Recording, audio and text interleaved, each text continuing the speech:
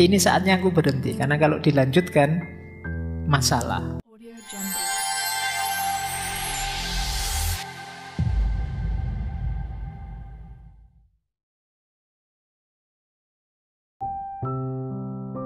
Sokrates tanya, apa sih yang terbaik untuk manusia itu? Nah, Aristippus menjawab, yang terbaik untuk manusia itu kenikmatan. Manusia itu sejak bayi sampai mati yang dicari kenikmatan hidup. Ya kan, bayi itu ya begitu lahir ya dia ingin mencari kenikmatan versi dia, versi bayi. Nanti jadi ABG ya kenikmatan versi ABG. Jadi dewasa, jadi mahasiswa, kenikmatan versi mahasiswa, dan seterusnya. Jadi kata Aristippus, ya yang terbaik untuk manusia itu memang kenikmatan. Wong itu yang dicari. Jadi mencari yang nikmat. Nah, kalau Sokrates kan ya enggak dong, manusia itu ya mencari keutamaan, dan yang utama itu kebaikan.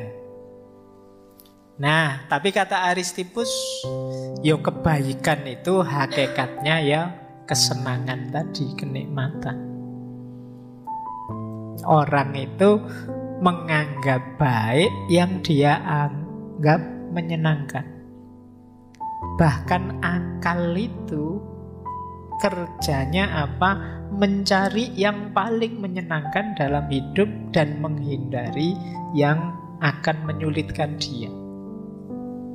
Jadi kalau pakai rumusnya Aristippus, hidup ini memang mencari kebaikan, tapi kebaikan itu adanya dalam kesenangan. Dan akal budi manusia dipakai untuk memaksimalkan pencarian kesenangan ini. Loh, tapi kan ada Pak orang yang hidupnya mengabdi pada orang lain, orang yang hidupnya peduli, orang yang hidupnya sodakoh ilmu, sodakoh kekayaan dan lain sebagainya. Iya, itu yang menyenangkan dia, makanya dia lakukan. Jadi kebaikan itu hakikatnya yang dia senangi. Yang tidak disenangi ya mungkin dia mengakui sebagai kebaikan tapi tidak dia tuju. Ayo, ada berapa kebaikan yang kita tahu dan berapa yang kita lakukan? Teman-teman boleh setelah ini diinventarisir. Ada banyak sekali hal baik yang kita tahu, tapi kenapa kok tidak kita jalankan sebagian besarnya? Kemungkinan besar karena tidak menyenangkan buat kita. Siapa yang tidak tahu bahwa misalnya sholat tahajud, sholat malam itu fadilahnya luar biasa? Kenapa jarang di antara kita yang rutin sholat tahajud? Nggak enak. Iya kan? Malam-malam disuruh bangun asik-asiknya tidur ya. Suruh bangun, nggak enak. Orang itu selalu mencari yang enak, yang menyenangkan. Makanya kadang-kadang kalau ada ibadah kok berat, ini bisa diganti dengan membaca sholawat 3 kali loh. Kita milih baca sholawat efek telu, enak, lebih gampang. Barang siapa membaca surat Al-Ikhlas 3 kali, itu pahalanya sama dengan baca Quran sampai khatam. Ayo kamu pilih mana? Tetap milih baca 3 kali sampai khatam ya. Pahala yang Al-Ikhlas saja pahalanya sama seperti ketika kita menghatamkan Quran sepenuhnya. Kita nyari apa? Yang enak, yang menyenangkan.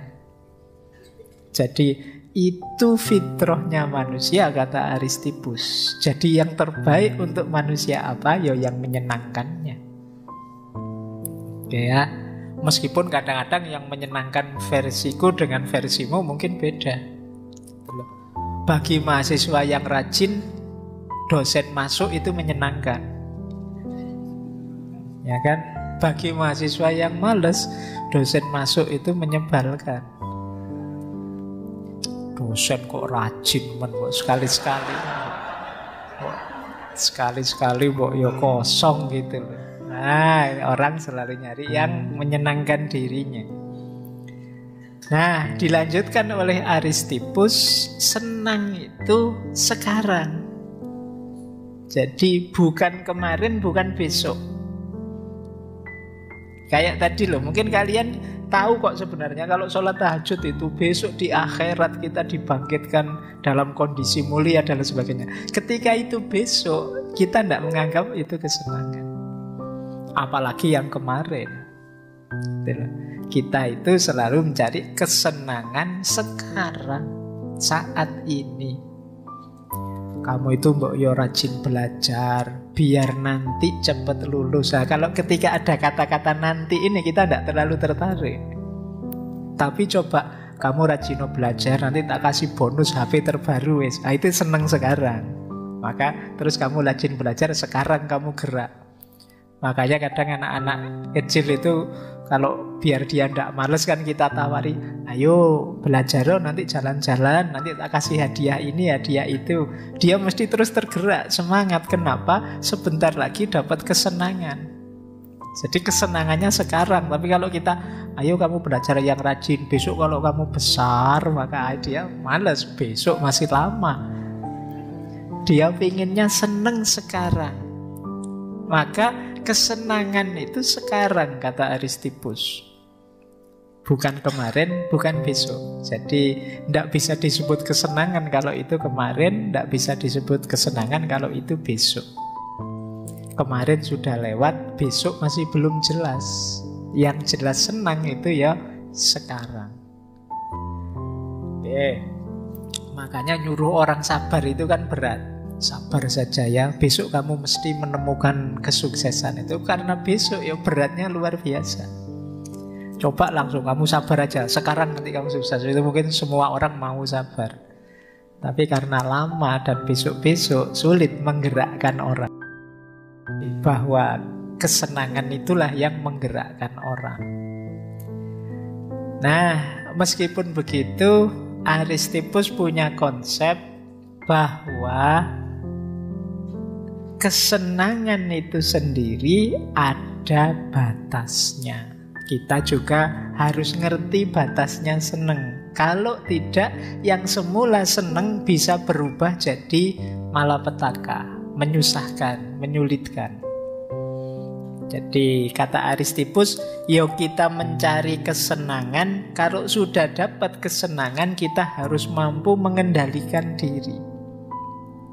Mengendalikan diri ini bukan berarti terus meninggalkan kesenangan, tapi tahu kapan dan sampai seberapa batas kita menikmati kesenangan tadi. Jadi, karena kalau tidak, kenikmatan kesenangan akan berubah sebaliknya. Makan enak, itu seenak-enaknya makan, dan kita harus tahu batas kapan kita harus berhenti makan. Kalau tidak, meskipun makanan ini sangat enak, meskipun dibayari orang, akan rasanya sangat tidak enak. Piring pertama mungkin kita masih kuat, piring kedua lumayan lah, nikmatnya tinggal setengah, piring ketiga, piring keempat itu bisa muntah kita akhirnya. Yang semula nikmat ketawa-ketawa bisa nangis-nangis, kita sakit perut. Loh, itu namanya batas. Minum juga begitu, seks juga begitu. Kamu boleh sebut kenikmatan apapun yang itu sifatnya duniawi, kamu harus ngerti batasnya. Tertawa juga begitu, seneng-seneng apapun, pokoknya harus tahu kapan titik ini saatnya aku berhenti. Karena kalau dilanjutkan masalah. Nah, ini teorinya Aristippus. Jadi dalam kesenangan kita harus tahu kapan saatnya berhenti.